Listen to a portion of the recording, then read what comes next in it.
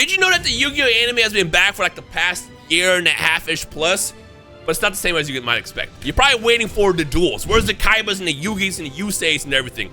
We don't have that this time around. What Konami decided to do instead is they're telling a story within the cards. No, seriously. See these card arts? Every single one of these actually connects to the next card release and tells a full lore story within that universe. It's actually kind of sick. For example, like right now what you're seeing on screen, that is the Brandon story featuring, I guess, like chapter 1 of the story, because the Brandon story covers a lot. But we see Ecclesia and Fleurdelis in the very, very beginning, the Dogmatika capital, and it leads to a whole crazy war and everything that comes down to, I mean, there's a lot to tell. If you want to look up the story, by all means, go for it. Point is, there's a lot of cool cards, and one of my more favorite ones has been recently released with Dogmatika Fleurdelis The Thunderbolt. No, seriously, like, look at this card art. This is like one of the sickest arts that I've seen in Yu-Gi-Oh in a while, and I stand by that. But essentially what this is this is Fleurdelis that she's being locked away because she realized that Dogmatika capital ain't about shit. And instead of just, killing her off because they can't, they're trying to like lock her up, and she breaks the chains and leaves the capital anyways. Again, if you want to check out that story, by all means, go for it. But what does this card do? The card unfortunately sucks. What it does is, which is funny because it's a very restricting card, but it's also shown off in her card because she's restricted by the chains. What it does is, as long as there's an extra deck monster in the field, whether it's yours or your opponent, you can special summon this from your hand, and if you do, you can set a Dogmatika trap that can be flipped in the same turn as long as your opponent controls a card with 2,500 or more attack. Like I said, there's a lot of restrictions for no reason, especially with how fast Yu-Gi-Oh is these days. They didn't have to do that with this card, but they did. Now, unfortunately, there's not that many Dogmatika trap cards you can play that work, but the only one that really comes to mind is Dogmatika Punishment. And this card is insane, but at the same time, it's not. Essentially, what happens is when you flip this, you get to destroy a card in the field by sending a card from your extra deck, and then until the end of your next turn, you cannot summon from your extra deck. Meaning, if I summon it during this my turn, and it goes to my opponent's turn, and back to me, I still can't use my extra deck. That's why you gotta be very, very careful with what cards you play with. First thing comes to mind is Regenesis, because that doesn't really rely on the extra deck that much. But at the same time, I don't like that deck. On top of that, it's kind of bricky. So I decided to go for something a little bit different. We got the fan favorites with the Dark Magician, the Magician of Black Magic, as well as the Dark Magician Girl, the Magician's Apprentice, which the whole purpose of these two cards is to, number one, set up a draw engine that you can use in the beginning, and also to summon Red Eyes Dark Dragoon, which is still one of the most powerful cards in Yu-Gi-Oh! Period. Now, unfortunately, if you happen to go second, and you end up using Fleurdelis to interrupt your opponent, you can't summon that, so you need a plan B, which is why I opted for the Elf Notes. Elf Notes are great because they, number one, as long as you interrupt your opponent enough, you can still win the next turn. But also, if you don't, you can set up interruptions, so when it goes back to your opponent again, you still get to play. Plus, it's a lot more simpler on the combo side, which I think a lot of people can find a lot more fun, because it's really not that hard to learn this deck. The thing about Yu-Gi-Oh! Nowadays, it's all about interruptions. If you can interrupt your opponent enough times, it's enough to win the game sometimes. And as long as you can get to the point where it goes back to you into your actual turn, you can do enough damage to win, or go back to them and still be able to stop them from playing. That's kind of like the goal with Yu-Gi-Oh! Nowadays. I always say Yu-Gi-Oh! Today is like playing chess, whereas 25 years ago, Yu-Gi-Oh! Was a lot more simpler, like checkers. I also want to point out, I do have a Dark Magician variant of this as well, which is a bit more pure on the Dark Magician side. But again, the one problem you're going to run into is drolls all over the game. If you get drolled, you're done. Your combo ends. And I promise you, Fleurdelis is not going to Spider-Man meme holding the two trains back to save your life in that situation. So I don't recommend this. I try to make it fun. I love playing Dark Magician. It's one of my favorite older, simpler anime decks. Unfortunately, it's just not that good. And when it's not good, it's super not good. There's nothing you can save it, honestly, other than basically completely redoing the archetype completely, which is kind of their goal in the game right now. All right, we lost the coin toss, which is good. I say good because winning by going first is nothing special. No matter how your deck is, if you go first, you should always win most of the time. But going second is the goal. Well, right off the bat, this is good. Normally I'll blast Fuva, but I'm gonna save it for a guaranteed draw because we want to make sure that we can actually get something, because we don't get a turn with this. No. Draw any elf note. Lucina. That's not good at all, dog. Perfect. You know what? Let's just turn this off. So I don't want to know that I have anything. Right now, what you're seeing is literally just classic Yu-Gi-Oh! Classic modern Yu-Gi-Oh! It just hand traps the game. But like I said, modern Yu-Gi-Oh! Is all about getting as many interactions as possible. And if you can do that to win, then it's still a win, A lot of people always debate, they wish hand traps were never added, but that would mean the game should have just gone a different direction like 15 years ago. Unfortunately, if you have even the worst deck and you go first. That means your opponent does not get a chance to play. Like, look at this. What are we doing? This is what you're playing? I mean, I'm not worried because I have 2 imperms, but I do need to draw any starter here. But unfortunately, Fuwa's dead because they're not gonna summon. I'm gonna assume these gotta be some kind of floodgate that makes it so we don't get a chance to play. So can I get a starter? We technically have a starter. All right, let's see what happens. So this is why you want to have plan B when plan A fails, which plan A is the Dark Magician stuff. I'm gonna go ahead and imperm this. Hopefully they have like, they don't, no solemns. I'm going to attempt to activate Elf Node Welcome Home. And we'll send our Fuwa away. Let's see if that actually gets us somewhere. It does get us somewhere. I'm gonna special summon, let's do Lucina. You know what you're gonna do? Let me show you a little fun little trick. If this resolves, if it resolves, it might not. Let's see what happens here. Okay, so they have imperm, which is fine. It's not the worst. And unfortunately, Welcome Home does summon in defense mode. So what I'm gonna actually do is I'll set this right here and end my turn. And hopefully this is enough. But the goal that I was gonna do here, hello to the game, I was gonna say the game freeze. The goal I was gonna do here, if I can add, Sinful Spells on a White Forest. Why are you playing Barrier Statue? What deck is this? What is happening? Oh, they're making, dude, you're going super negative to make Chimera. It's just gonna get not negated because I just set this. And then you also get to do this. This is not the best case scenario. Ooh, it's Hecka hands. Oh, they went for a draw 2. Oh, they're popping my imperm.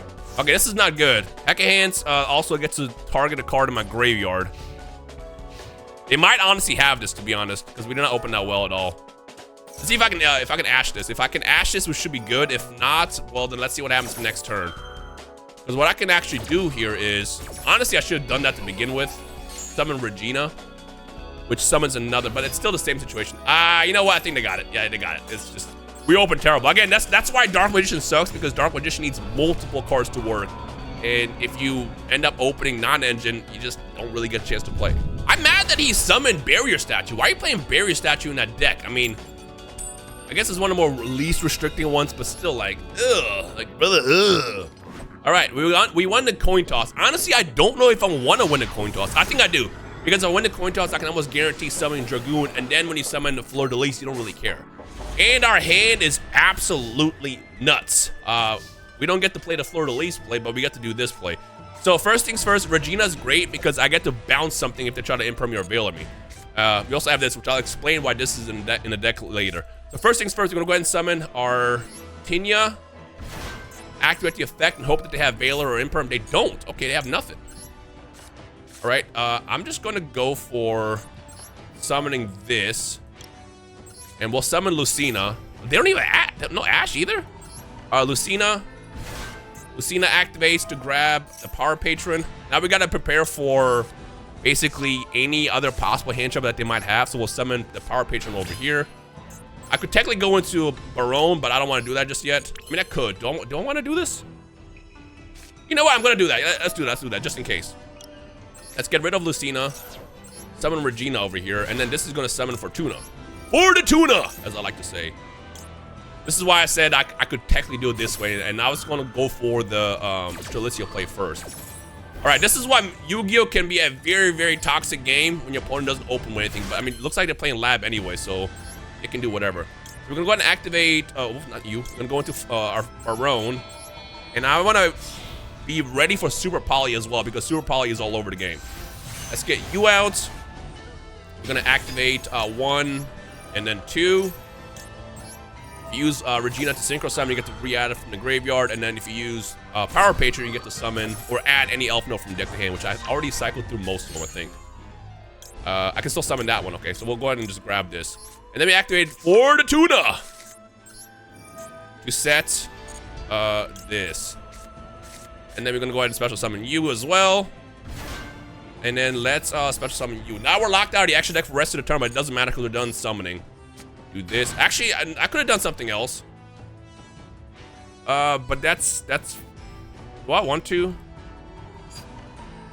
kind of do, actually. Yeah, I'm not going to activate the effect. That would have actually gotten Fleurdelis Thunderbolt in my hand, but I don't have to worry about that because I do have Dogmatika Punishment in my hand already. That's why I was kind of like opting out playing this way. All right, we're going to go for this.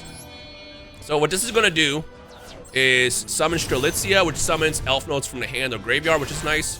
We're going to go ahead and set Tinya. This is why you need like a plan B. This is why I always try to tell people like you can't just rely on one strategy. And then we set Dogmatika Punishment. Bang, that's it. That's the play right there. Because if you build your deck around one archetype, one theme, you just tend to lose. Like even if you fill it up with hand traps and interactions like that, it's not the best. They can't, yeah, they can't super poly me right now because they're all different types. Oh, it's Archmage. Oh, that's actually great. Archmage is fantastic because I can absolutely just destroy his deck right now. Watch this. Unless they have like Lava Golem or something, in which case that sucks. I don't really care about this.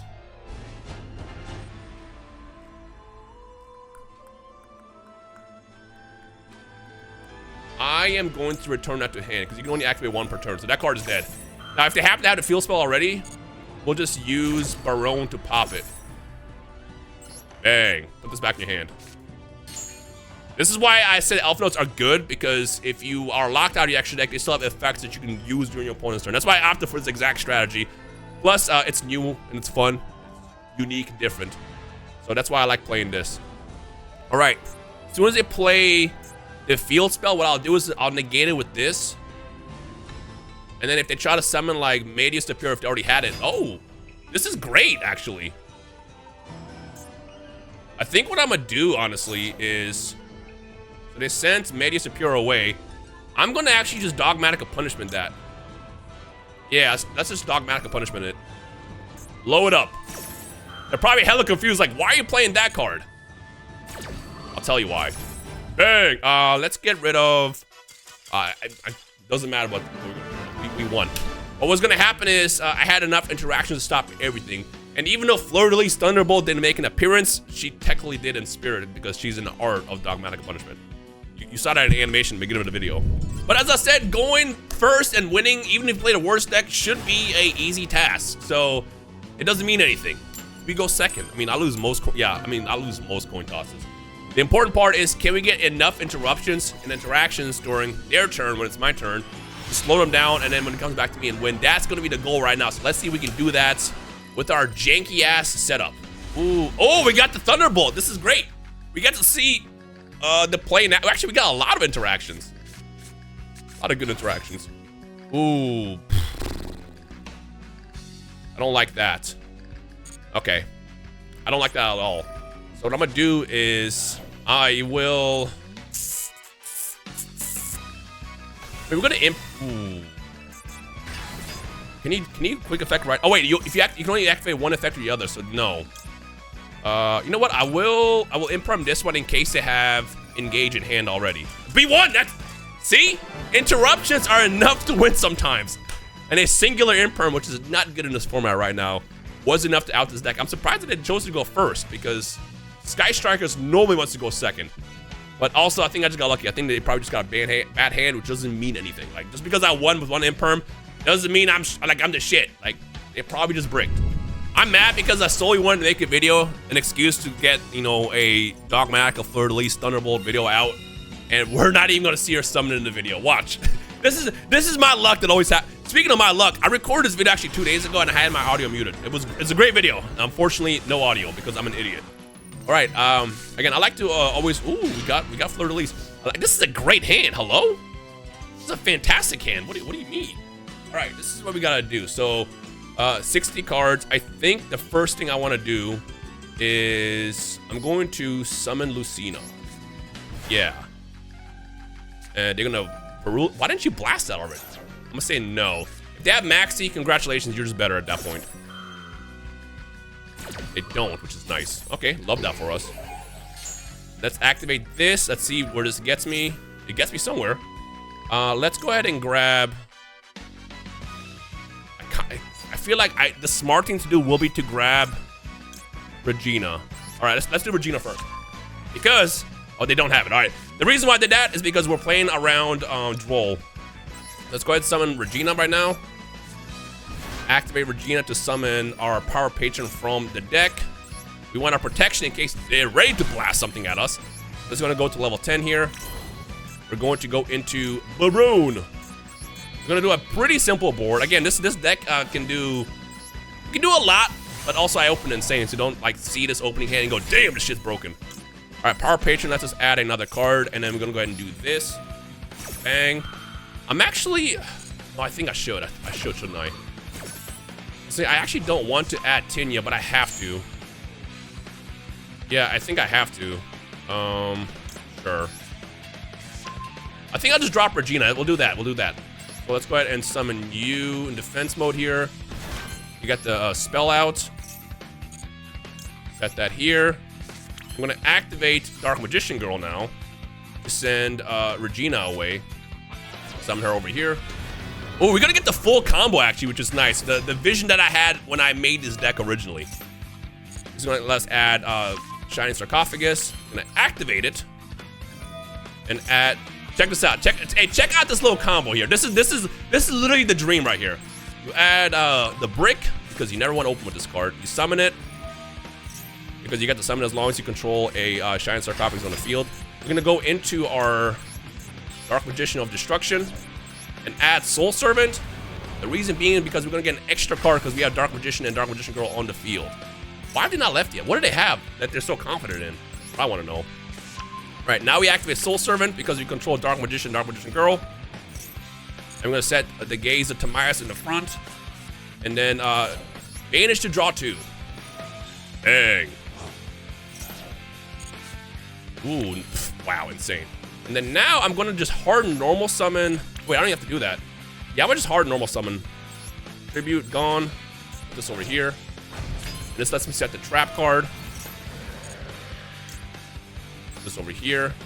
Now we're gonna get rid of the fodder off the field. Let's get rid of you first and get you out. We want to set Strelitzia up as well.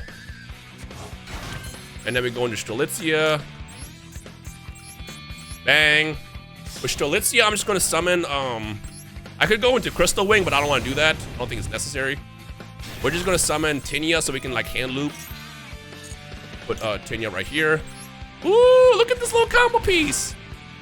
And then now we get rid of you, which originally I was gonna keep it on the field in case they have Call by the Grave, but that's fine. We'll get you out. So that's another interaction. And look at that. Dogmatika Fleurdelis The piece de la resistance. Look at that animation. And by summoning this card, we get to set Dogmatika Punishment. Bang. And then honestly, I'm gonna keep Call by in the hand for the fodder because we gotta discard something for Dragoon. And I gotta make sure I activate the Gaze of Timaeus right now. And what's nice is they can't, I don't think they can super poly me yet. Right now I have 2 fires. If they have super poly, they'll have to get rid of Strelitzia and Lucina, which is not that important. I'm gonna go ahead and activate.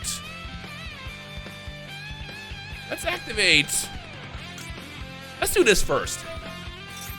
Let's see what happens. Oh, we got the Banish. So we're gonna go ahead and hit 1 card in the hand. Ooh, that was a great card to hit. And then we flip the Gaze of Timaeus. Do you have Call by the Grave? They don't have Call by the Grave. This is nasty. And now we got Red Eyes Dark Dragoon. Look at the dream. The dream. This combo or this field will be hard to break. So if they got it at that point, they got it. This is the part where if they hit me with a sphere mode or lava golem, it is what it is. Fusion deployment. Do I care about fusion deployment? I kind of do. So I'm going to actually just activate. Yeah, I'm gonna activate this and get rid of you. And let's get Fortuna on the field. So what this does is, as long as you control Synchro, when you summon a Elfno card back, you get the negated card on the field. Normally I save this for Forbidden Drop It or something, but I don't think they have it. Because unless they send a trap card, Forbidden Drop It, you can react to at that point. Right? You know that's not resolving. Like, come on, bro. You know that's not resolving. Let's go ahead and hit him with a Baron de Fleur. Now, do you have a second copy in hand? Because if you do, I got a nice Dragoon with your name on it. There's no way they're breaking this. Also, like, I just realized that they had the Albaz 8 and the Albaz transform into Mirror Jade like he wasn't gonna do anything. Like, come on, sit down, bro. You're not doing anything today. Although when he becomes Mirror Jade in the story, absolute chef's kiss cinema. The beauty of that duel right there is you got to witness the exact chef's kiss to what I was thinking of doing when I made the deck. Again, don't think that's always gonna happen. Don't think that's always gonna happen. But when it does happen, it's incredibly satisfying. And again, compared to like the 1 million minute turns that Yu-Gi-Oh tends to have in modern sometimes, that was fairly fast. I think it was. Ooh, that's a very good hand. A very good hand. Let's just go ahead and save this for now. So it's good if this resolves. We're activating. Okay, they're probably playing Vanquish Soul. 100% Vanquish Soul. I was right. All right, when they activate that, this could be detrimental because if I activate Maxi and they stop with Ash and they have Canine cards, I'm going to be screwed. So let's see how far we get here. But honestly, Maxi is it's just a cheap card. It's just an instant win. They have that and that. Do you have the Ash Blossom to go along with it? Let's see what happens. And the worst part is Maxi being at 1, it's like, of course, the person opened up with it at 1.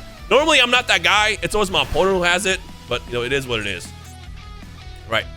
So, I'm gonna hit this because this deck relies on having as many different attributes in hand. So this is gonna hurt a lot. Oh, they can tag out. That means that was bait. I don't know which. I know Mad Love is the one you're supposed to hit. One of the few. That and Stake Your Soul. That's it. Well then. All right, I think what we're gonna do is we're gonna go. Great draw. I think what we'll do is I'm gonna activate Fallen or Virtuous. This might honestly win me the duel, and we'll send Albion away to blow this up. This is the part where they activate their Maxi, in which case, hey, it is what it is, you know. From deck, they're gonna summon one. What are you gonna summon? Ooh, so they did have their Canine cards that they could have just like popped off with. Let's go ahead and just pop that. I think what I'll do is pop that. Yeah, I think what I'll do is add. Which way are you gonna go though? It's gonna go in so many different ways. I'm going to summon Lucina. So we hit the important card. Let me summon Lucina first in defense mode and activate this.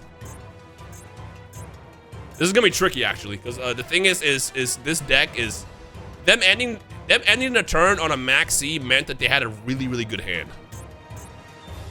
They have Raisin and they activated. I'm trying to remember what all do I know what's in their hand. They just added that, and oh, that's it. I guess that was enough. Again, Yu-Gi-Oh is all about interrupt as much as possible, and if you hit the right cards, you just win. But you know what? That doesn't count. Maxi wins to me are not real wins. And I know you're gonna get that one person. It's like, well, then why do you play it? It's one of those things where you just literally until the card is gone, you have to play it. To not have access to a nuke when everybody else is using a nuke is just dumb. Both Charmies I'm a fan of because they're a lot more simplified. They're a lot more fair. And playing into them is very doable. Maxi, you just can't. That's the problem. So I'm hoping that card in the comments of this video, comment every single one card that should be banned. I'll tell you 3 right now. Maxi, Dimension Shifter. I can only pick Droll. I'm gonna just go with Droll. Droll should go. Ooh, this is a pretty good hand. So we're gonna go ahead and use Dark Magician Girl just for bait. So let's see what they have. Animation. Look at that animation, it's so sick. Now if they negate this, they're dumb. You don't normally want to. Oh, you're activating Fuva. Yeah, Fuva is actually I can give them very few cards under Fuva. This is the part where this is the part where they chain Maxi every single time. Fuva Fuva is going to severely shorten my turn. All right, we activate Shine Sarcophagus. Activation. Gonna get the Dark Magician, the Magician of Black Magic out. No Droll, perfect, love to see it. This is gonna actually be a pretty good turn. Summon this, Trade it out for the Dark Magician of Destruction. He's transforming! His new form is unstoppable! He's so sick. And then with this, you're gonna add Soul Servant like last time. Again, the whole idea is you wanna get an extra card because you control Dark Magician and Dark Magician Girls while they're on the field. Keep that in mind. Only while these two on the field, they have those names. Well, Dark Magician also has that field, I was gonna say Dark Magician has that field in the graveyard as well, but Dark Magician goes only while she's on the field. And same thing with the Dark Magician of Black Magic. So as you can see, it doesn't count as DM. All right, now we activate for the tune-up, put her in the middle. Have her set up our little play over here. Bang. Then we activate you, and we go ahead and trade out the spellcasters we just got. Go ahead and get that out. We'll get Power Patron out first, because we do want the protection from Nib, which we're already past 5, but just in case.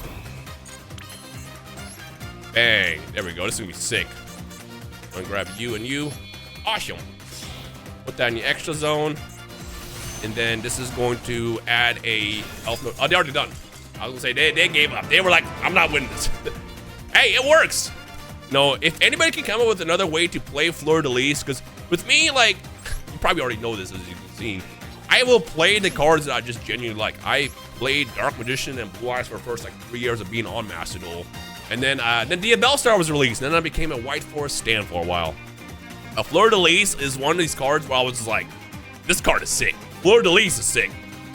Iris Sword, she becomes Iris Sword Soul, and she also becomes, so check this out, this is Fleurdelis at the beginning of the story, like semi-beginning of the story, and then this is Fleurdelis who she becomes towards the end of the story as she sacrifices herself to save Ecclesia. Spoilers, I know it's crazy. This is her soul basically popping out one last second, saving Ecclesia before dying, unfortunately. Sick character. Like I said, there's a lot of cool Yu-Gi-Oh lore out there. That said, that is Fleurdelis working together with Dark Magician Girl. If you have any other ways to play this, by all means, let me know. Other than that, thank you guys for watching. Thumbs up if you enjoyed it, had fun, and stay tuned for more. Other than that, I'll see you guys in the next upload. Toad, in this video, with just Fleurdelis being cool.